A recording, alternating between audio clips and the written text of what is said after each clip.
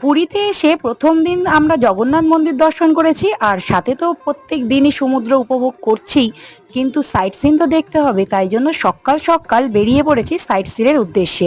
আর আগের দিন আমরা কিন্তু ওডিডিসি থেকে টিকিটটা বুকিং করে রেখেছিলাম। এসি বাসের জন্য মাথাপিছু টিকিট নিয়েছিল 530 টাকা করে।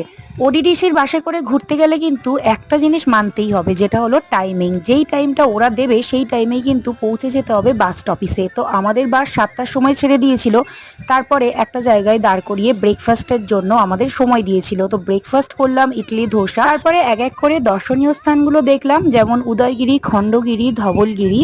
আর তারপরে আমরা গেলাম নন্দনকাননে। আর নন্দনকানন ঘোরার পরে আমরা ওখান থেকেই লাঞ্চটা করেছিলাম। তারপরে গিয়েছিলাম সূর্য মন্দির, মানে কোণারক মন্দির যেটাকে বলা হয়। তো কোণারক মন্দির ভালো করে দর্শন করে তারপরে গিয়েছিলাম স্যান্ডার্ড দেখতে। স্যান্ডার্ড দেখে সবশেষে আমরা ফিরে এলাম 7টার দিকে পুরীতে।